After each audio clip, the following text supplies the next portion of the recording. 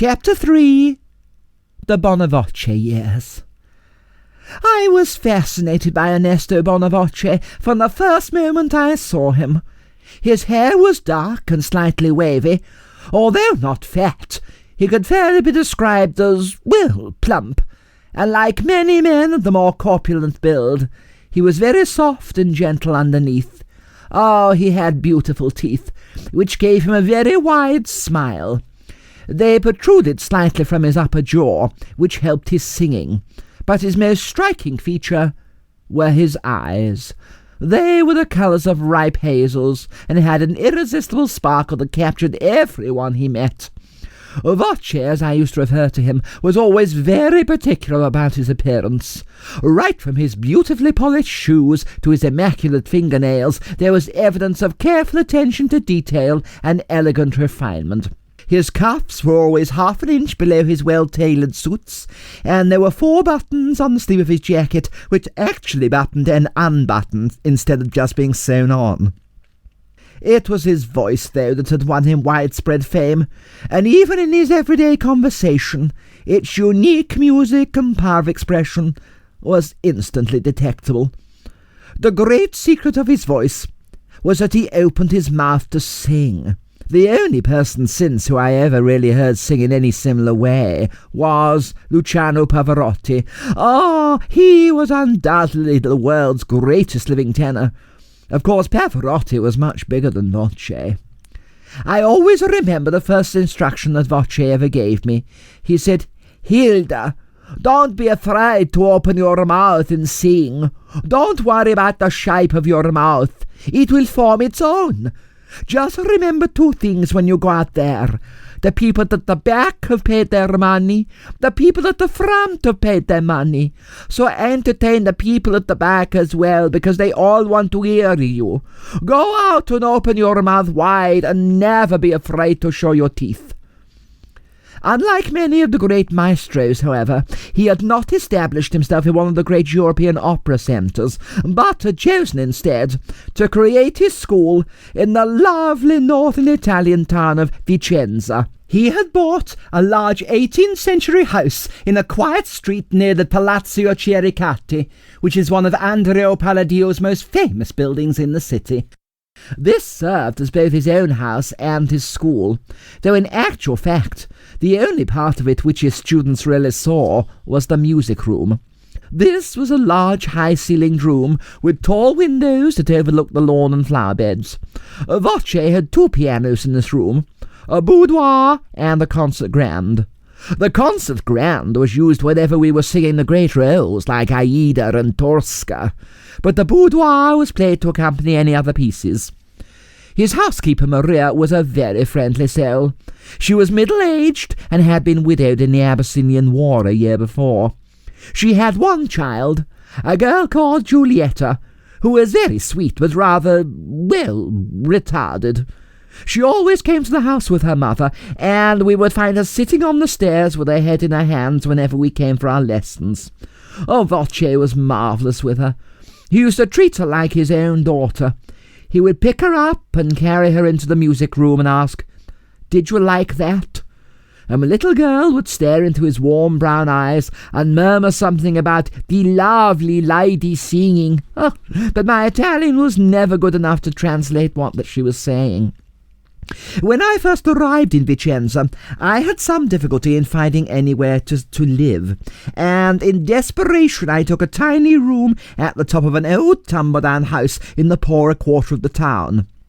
I'd intended moving from this garret as soon as I found somewhere else to stay, but after a few months I became very attached to it, and as the rent was considerably cheaper than in any other part of the town, I decided to stay there permanently. The house was owned by a man whom I only ever saw after dark. He was very hospitable, and used to let different girls use the rooms every night. Sometimes he would even let one sleep in the room for part of the evening, and then another when the first had gone. The curious thing about these girls was that they always had their brothers with them.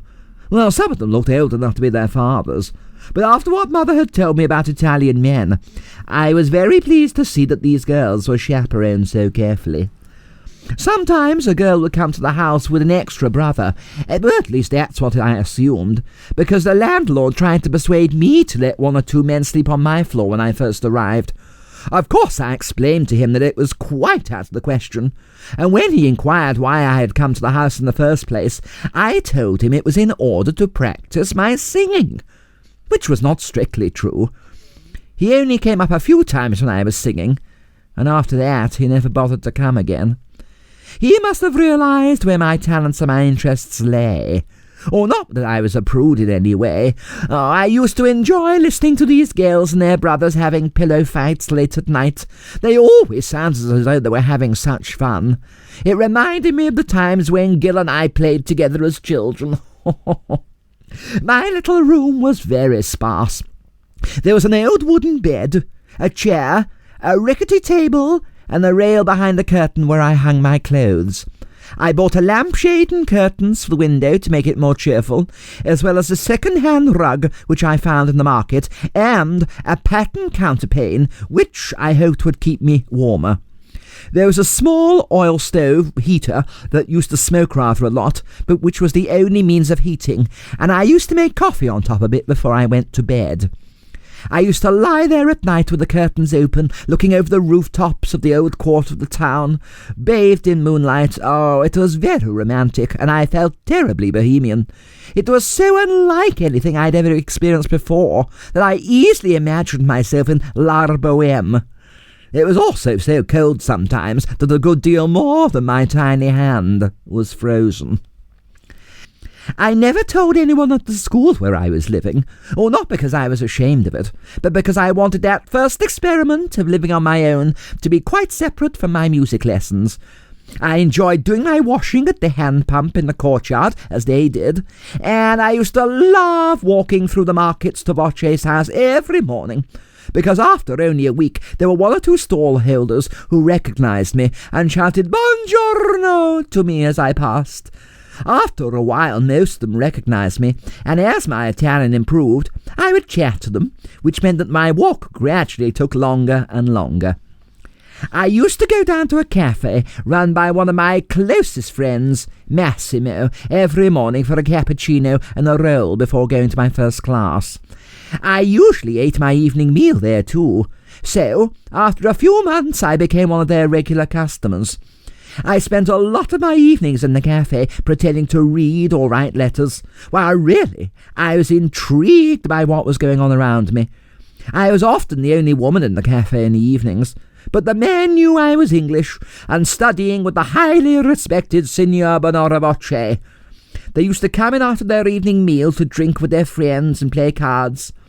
As my time wore on, they became gradually more engrossed in politics, but that did not interest me half as much as watching them enjoy themselves. Massimo and his wife Olivier grew to look upon me as one of their family, and their two children often referred to me as their elder sister. Massimo spoke a little English, but Olivia only gabbled away in Italian so fast I could never understand what she was saying. Not that this really mattered, because we always used to communicate quite easily with our hands, like a lot of Italian car drivers. I began my day, as I had always done, with deep breathing exercises in front of my open window. Not only was it good for my breath control, it was a wonderful way of relaxing, and where Herr Lumbecker had tried, Bonavoce succeeded in getting me to relax completely for the first time in my life. He used to insist that apart from doing breathing exercises, I should sit and stare out of the window for as long as it took, until I saw nothing. Then I had to count to 3 slowly and stir myself into action. We always started singing with scales, and some mornings, if I were really relaxed and had had an egg and sherry flip, I would sing a top B flat with no trouble at all, and even achieve an effing out sometimes. Now, not many singers can do an effing out. I've not done one for years.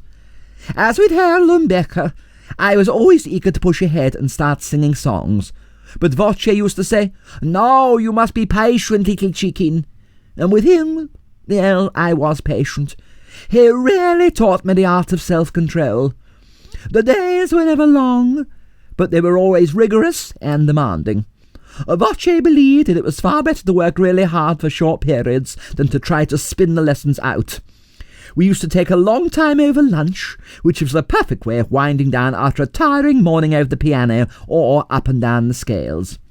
The afternoons were more interesting as far as I was concerned than the mornings, since it was then that we studied set pieces, although at all the time he was concentrating on gradually improving technique. Now today, a lot of schools teach their students very differently. They concentrate on technique, pure and simple. But we did not go in for excessive technique when I was young. We sang because we really lived every note of the music, every moment of the part, and every emotion of the character.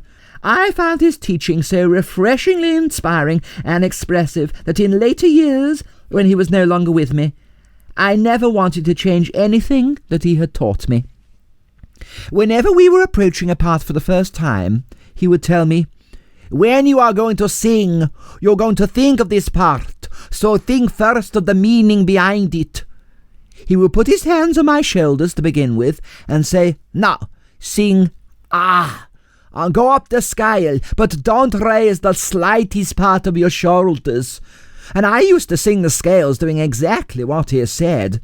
Then we would put one hand on my diaphragm and say, "Now, control your breath. Remember your shoulders. Open wide. When you breathe, you will breathe here, but your shoulders will not go up, and your diaphragm will not move out." The first time he did this, I complained vehemently. "Signor," I began. But he cut in, saying, No, my name is Ernesto." "Well, Ernesto," I continued, "it's impossible to sing high notes without raising one's shoulders and moving one's diaphragm." He only smiled that wonderful smile of his and slowly shook his head. He knew he was right, and I soon discovered that he was right as well. One of the first roles I studied with him was Santuzza from Cavaliere Rusticana by Mascagni. This was not one of the high soprano roles, and a lot of sopranos start their careers with Santuzza's aria because they are fairly easy to manage.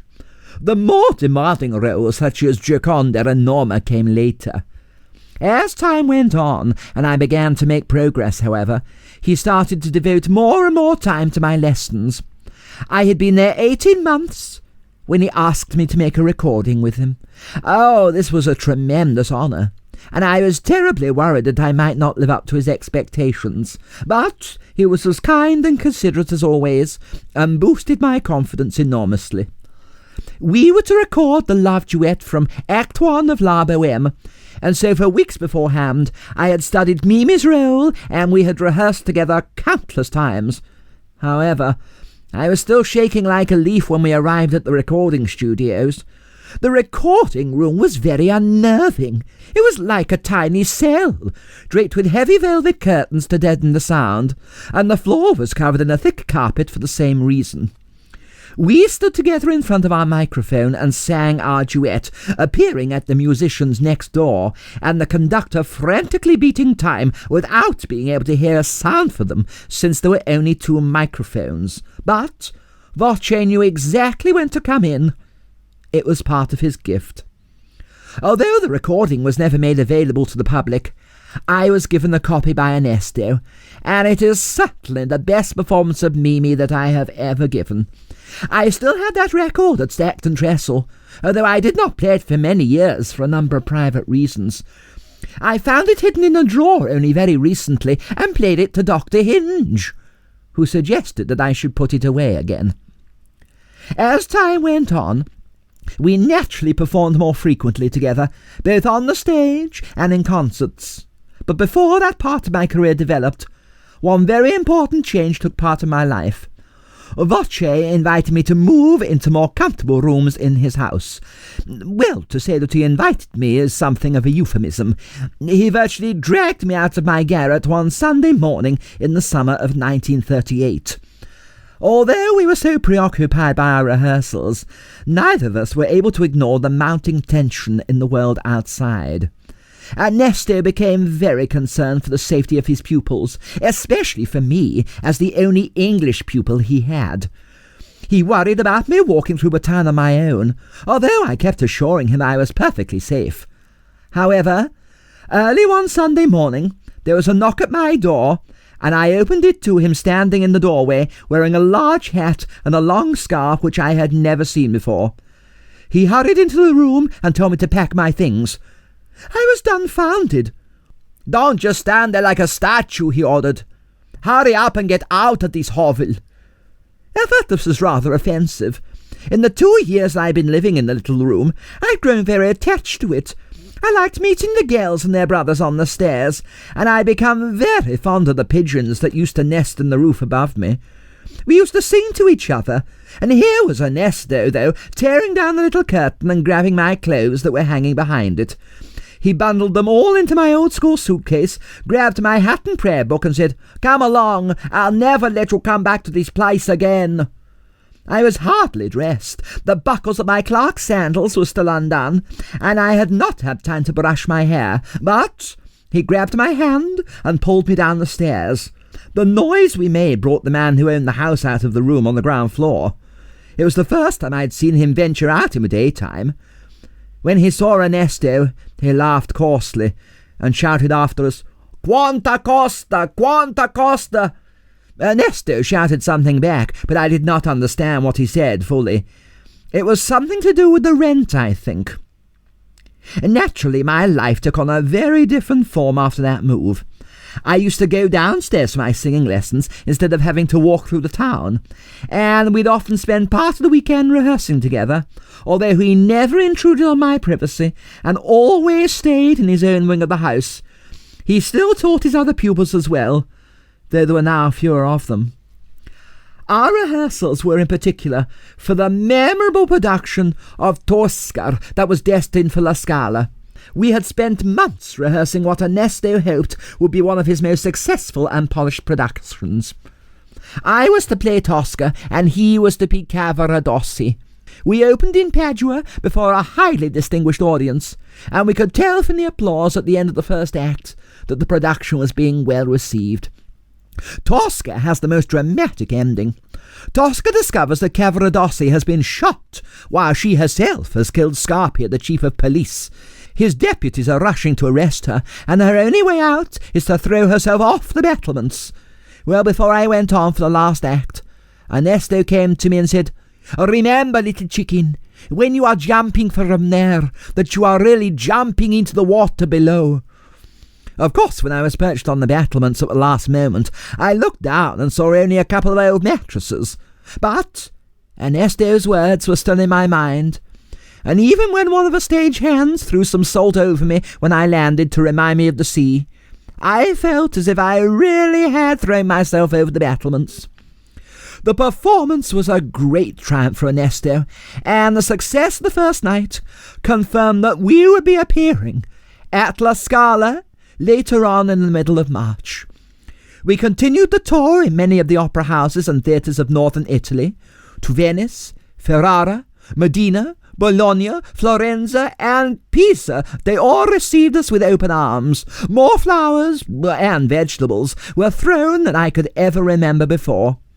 From Pisa, Ernesto and I travelled to Milan in the morning by train, and we had gone to Savini's for a celebratory lunch. We were ecstatically happy at the prospect of performing in the most famous opera house in the world before one of the most discerning audiences. We had champagne and oysters at one of the tables outside. Oh, it was a lovely spring day, and the arcade was busy with happy, smiling people, when the newspaper boy appeared shouting the headlines that Czechoslovakia had been occupied that morning as we were en route. The news spread through the restaurant and the arcade like wildfire. People jumped up from their tables to buy a copy of the paper to find out the full details. But Ernesto just sat in his chair with a glass of champagne in his hand, silently staring into space. Some people began to cheer and sing as the news spread, but Ernesto called over the waiter and paid the bill. Then he motioned that we should go. We left half a bottle of Bollinger on the table as we walked away from the sounds of jubilation. Ernesto stopped a taxi and asked the driver to take us to the station. He didn't say a word while we were being driven there. Only as the driver came to a halt did he take my hand and whisper sadly, "I'm very afraid that this is the beginning of the end, chicken." After buying the tickets for Vicenza, Ernesto asked for a telegram form, and I saw him address it to the manager at La Scala, and date it 16th of March 1939, before he wrote the message, "Regret. Performance cancelled indefinitely. Stop. Indisposed. Stop. Bonavoce." On the train, Ernesto tried to explain that this invasion by Hitler was sure to lead to war, and that in spite of my disappointment, the cancellation of our concert was his only means of protesting. But it was a dangerous decision. In the weeks after we returned to Milan, neither of us went out very much. We stayed in the house working hard on the series of concerts that Ernesto had been invited to give during the next 12 months. After my great disappointment, he was anxious to interest me in another set of performances, and so we set about putting together a performance of our favourite arias and duets. Apart from a brief holiday in Venice in July, the only time that we really left the house was on the first Sunday in every month, when we used to visit friends of Ernesto's for lunch. One Sunday, however, Ernesto decided that we should go for a picnic, so he borrowed an old farm cart, and about a dozen of us set off to a lake a few miles away. When we arrived at the lake, the view and the setting made the discomfort of riding on the cart more than worthwhile. We laid out the picnic in a small clearing surrounded by tall Lombardy poplars, and while the food was being prepared, Ernesto came up to me with a funny-shaped brown parcel. He stood in front of me with his legs planted far apart, gave me the parcel and said, "Open it, chicken." Inside, I found a big straw hat tied with a long blue ribbon. "You'll need that in the sun," he said. "We've got to look after that lovely golden hair and the delicate English skin. Put it on."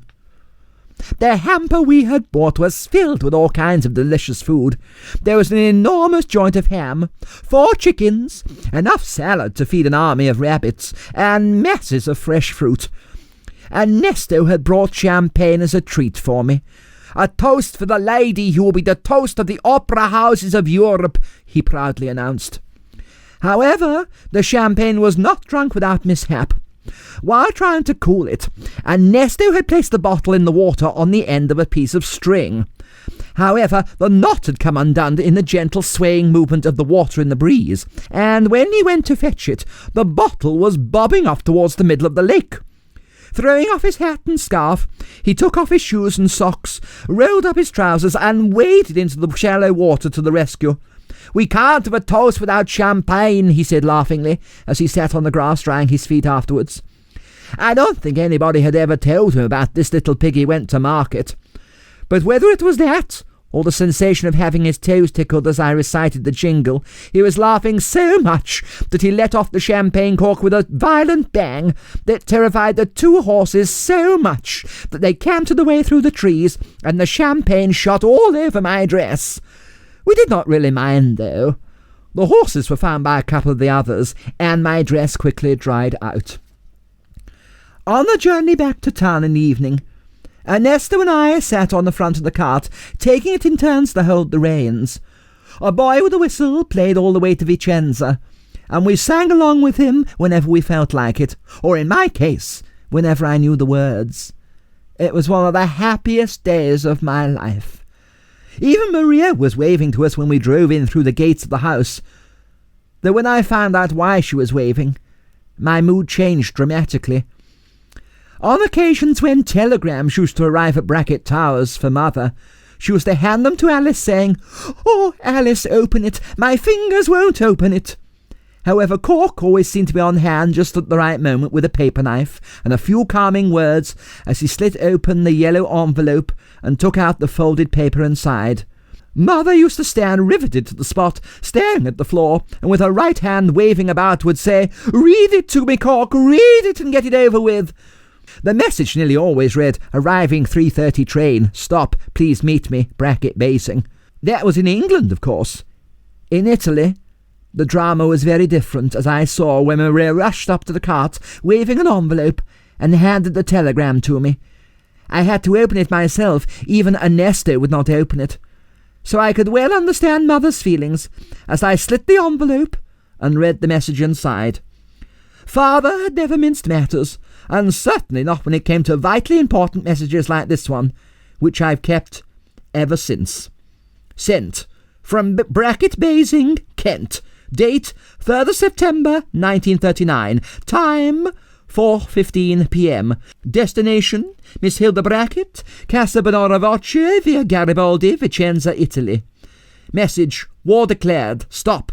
Demand immediate return. Stop. Situation critical. Stop. Apply British Embassy, Rome, for assistance and safe passage. Stop. Father. I sat on the cart, stunned and silent. The magic of the afternoon had evaporated, and the stark reality of what was happening in the world faced us head on. I did not keep a diary as a rule, but that night when I went to bed, I put a black cross beside 3rd of September 1939. My loyalties were very torn. I felt a strong duty to obey my father, but at the same time I owed a great loyalty to Ernesto, whom I promised to help with the concerts in the next few months. My choice of action was made clearer, though, when we found out the next morning that war had been declared between Britain and Germany. Italy, though Germany's ally, had not declared war on Britain, nor vice versa. So I decided to stay and finish the concerts. I sent off a telegram to Bracket Towers right away, and I explained I would write a letter to them immediately, which I did. Vicenza, Ufficio Postali Centrali, 4 Settembre, Bracket. Bracket Towers, Bracket Basing, Kent. Inglaterra. Situation still safe. Stop. Must fulfill contract. Stop. Writing immediately. Stop. Returning Christmas. Stop. Love to you all. Hilda. The concerts in the next 8 months were hugely successful. There were moments from all my favourite operas, Aida, Il Trovatore, La Gioconda, and of course Tosca. It was not always easy to sing, though, what we were actually feeling at the time, since all the performances were a mixture of opera and our own personal emotions. The night we sang from Tosca, I remember that Ernesto sang the wonderful aria from the final act, where Cavaradossi is seated at the table before Tosca makes her entrance. I don't think there was a dry eye in the house that night. He sang it so beautifully. We had many glowing notices in the Italian press, and many distinguished members of the audience came back after the concerts to offer their congratulations. However, the greatest surprise came when one evening, after a concert in Naples, a very smartly dressed man presented himself to Ernesto and told him that none other than Il Duce himself, Mussolini, had requested that we should sing at a reception that he was giving in a villa just outside Rome to celebrate his birthday on 29th of July, 8 weeks away. When the man had gone, Ernesto commented wryly, it was a sort of invitation one could hardly refuse. It was a difficult time for both of us. News reached me in the next few days of the evacuation from Dunkirk, which suddenly made me feel very isolated and alone. On 10th of June, when Italy officially declared war on Britain and France, Ernesto became increasingly worried for my safety. But as long as I was favoured by the patronage of Il Duce, I was safe. Nothing was spared to ensure that our recital should be a success. We went to the wardrobe department of La Scala, and they loaned me the most beautiful Tosca gown from Act 2 of Tosca. It was made from bottle green velvet, which has always been one of my favourite colours. On the evening of 27th of July, we were driven from our hotel in Rome to the country house where the reception was to be held. We approached the house up a long sweeping drive, and came to a halt at the top of a large stone staircase that curved up to the front door, like a pair of barley sugar pedestals. There were urns full of flowers lining the stairs, and at the top, on either side of the front door, stood 2 centuries, who clicked their heels and saluted us with raised arms as we went in through the doors. All the guests had already arrived, and we could hear the sound of their laughter and conversation as we were escorted to our rooms before the recital. I was feeling more nervous that night than I'd felt for a very long time, but Ernesto gave me a small glass of brandy, which helped. One of Mussolini's aides showed us the main salon through a little spy hole. "Look through here," he said, and when I did so, I saw rows of people dressed in full evening dress, with tiaras and decorations of every shape and colour. I think I caught sight of the back of Mussolini's head, and I fancied that I saw the German ambassador across the other side of the room.